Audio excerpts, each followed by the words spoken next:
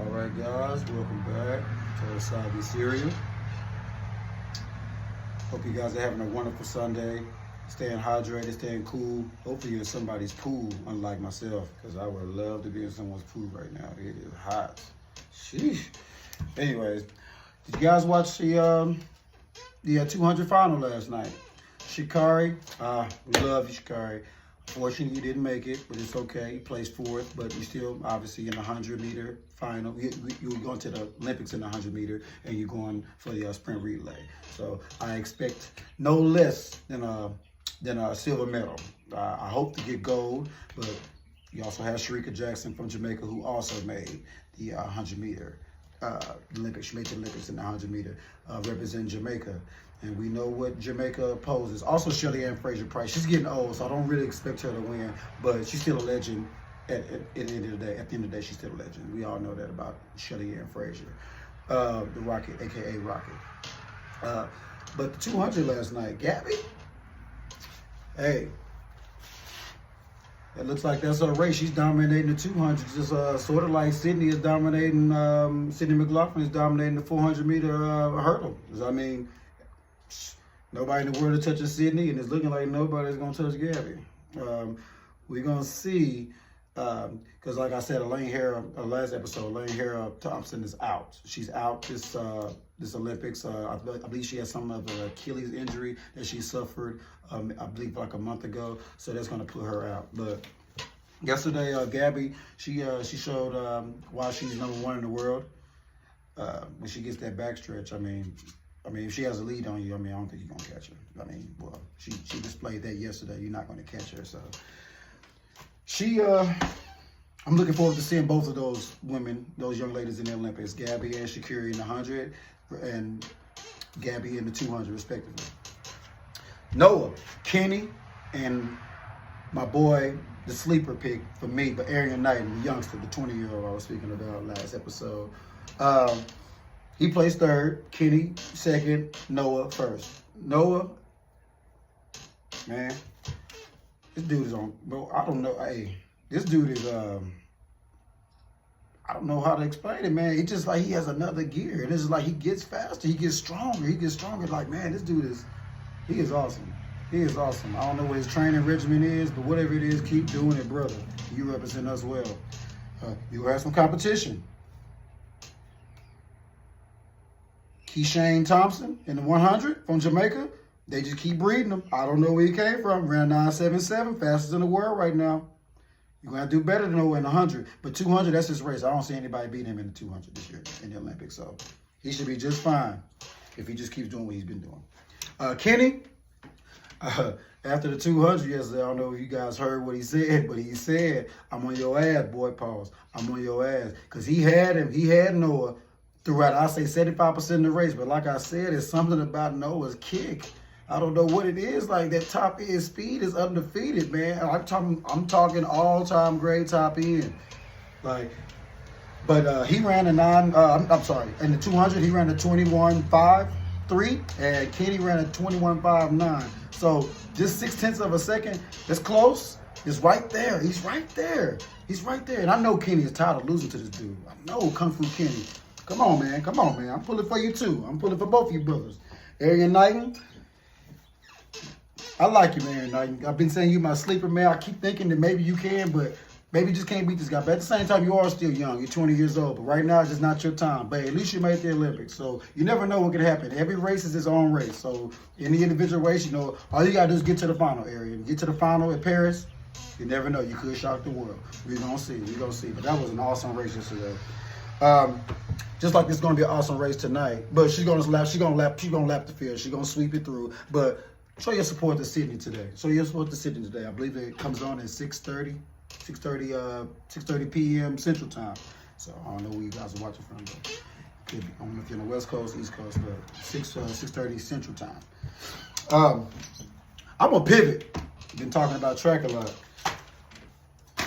Bronny. Man, I love that he got drafted to the Lakers. Because that just shows the respect that and I'm going to say it, the league and our organization as a Lakers, I'm a Laker fan. Jeannie Buss, that's I wouldn't say it's a going away gift, but I don't anticipate LeBron James playing another 5-6 years or anything like that. So LeBron is on the cusp of retirement, but that's something that we showed our appreciation for. We did get a bubble ring in 2020. Still appreciative of that. Kind of say we've underachieved a little bit so far with the team we've had. I mean, because you have AD and LeBron. I mean, that's a given. You're competing for a championship. Well, you should be in contention, and we just haven't, unfortunately, been able to get more wins and more.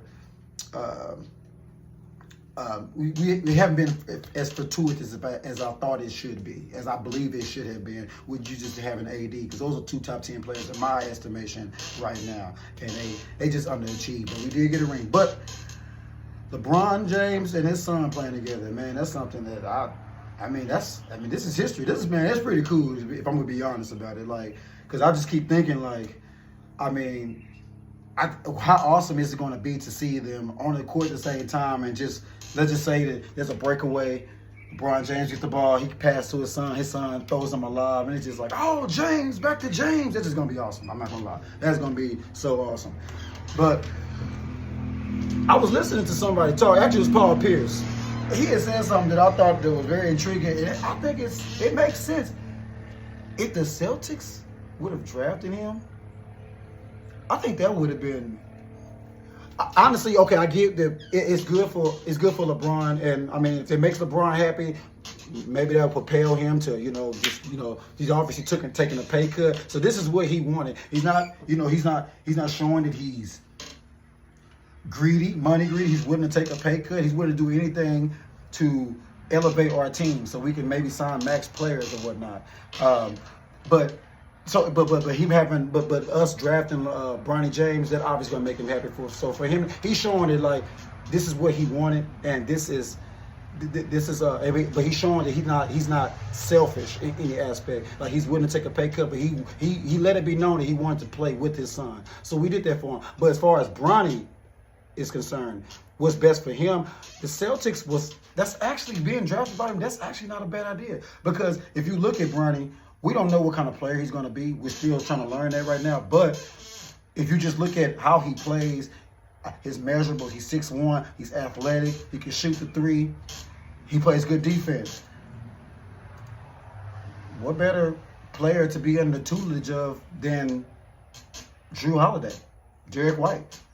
They make their mark in the league. Now, Drew Holiday is obviously a better player. I don't know if Bronny ever reached that peak. I don't know if he'll be that caliber of player in his career. Because Drew Holiday, he should be in the Hall of Fame in my estimation. 2 rings. He helped the Bucks win a ring in 2021. Obviously a champion this year. Made multiple All-Star games, all defensive teams. Great 3-point shooter, 3-and-D guy. Probably the best wing defender. I say the best wing defender in the league right now as we speak. So what better, player to be under the tutelage of and being a part of a winning organization? Because as of late, the Lakers, we haven't really been winning. But that would have been interesting if he did go to the Celtics. Dalton Connect. I'm glad we picked him up. We were missing a shooter, a 3-level scorer, if you will. We're going to see if he's going to be a 3-level scorer in the league. Because, I don't know. I mean, what is he going to play, the 3? So he's going to come off the bench playing the 3. Okay, get LeBron a little break here and there. I don't know if he's going to be able to score it at the secondary level. Mid-range jumpers, I don't know if he's going to be able to get those shots. That's just me. That's just me saying it right now. I mean, he can get better. Obviously, he can get better. But I'm just telling you from what I see right now. But I like that. And like I said, LeBron's willing to take a pay cut. Jonas Valanciunas is sitting out there. We're obviously meeting with Clay today. That's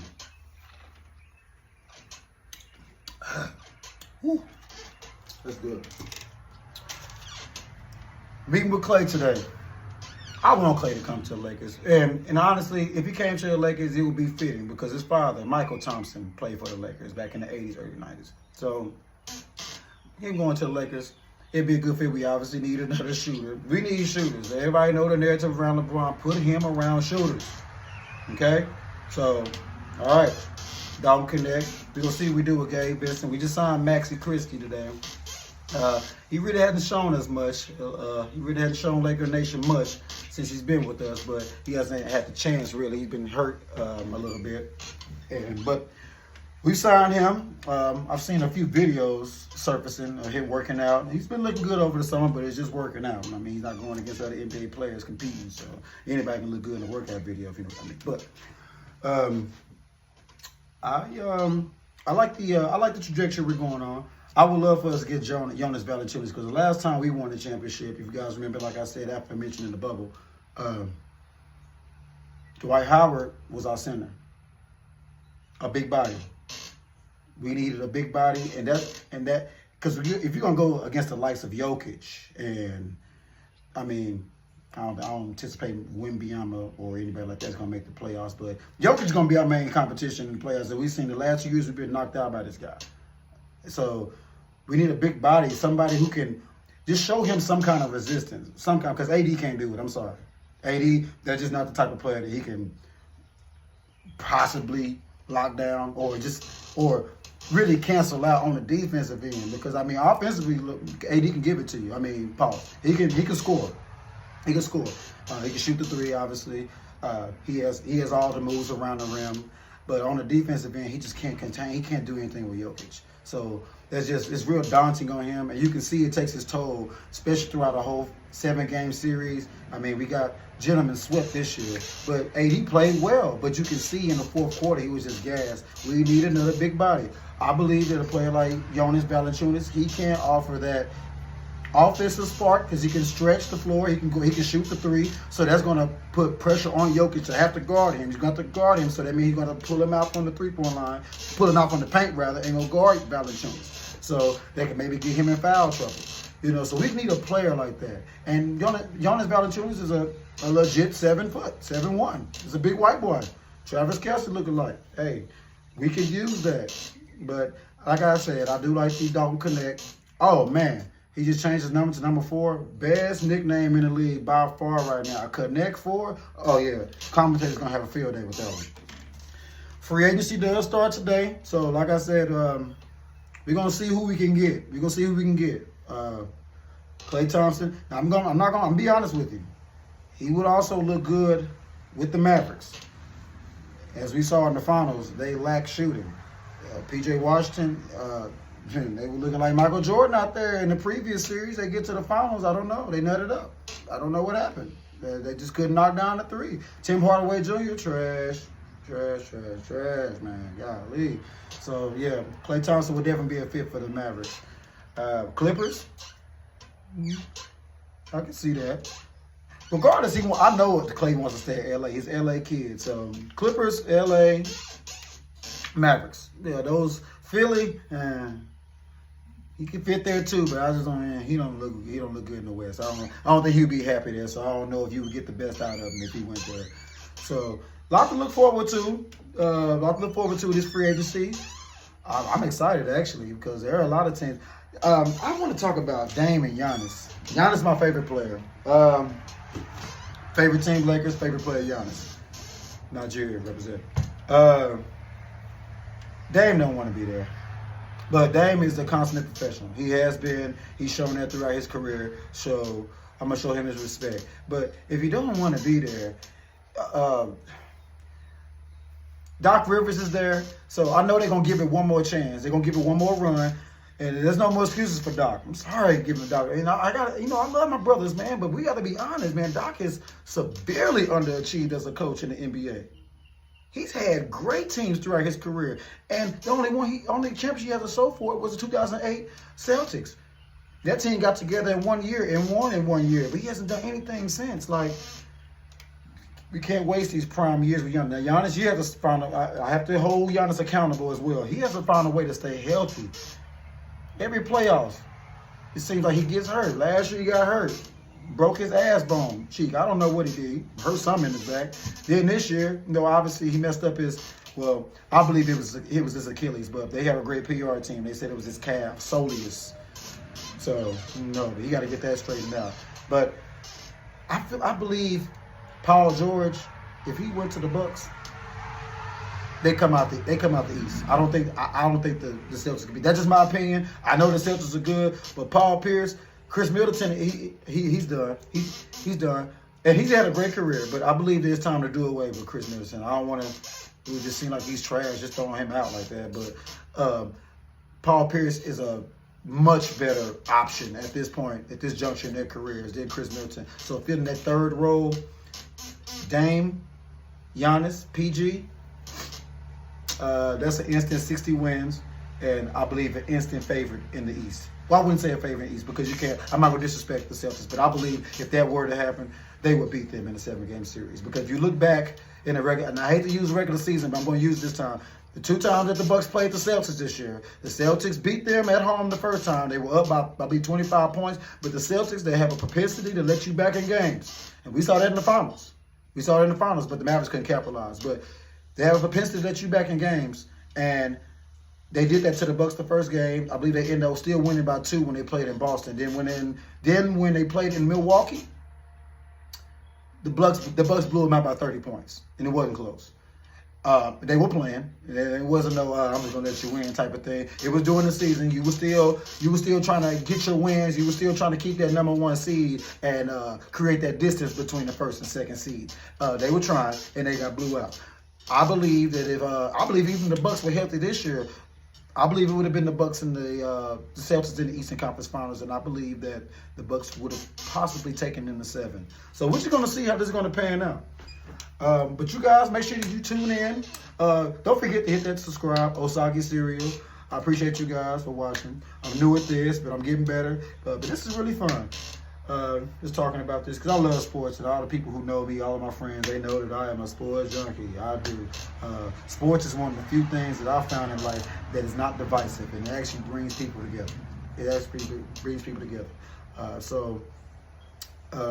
Yeah, but you guys, make sure you tune in next Sunday. I'll be giving you more content. Appreciate you guys.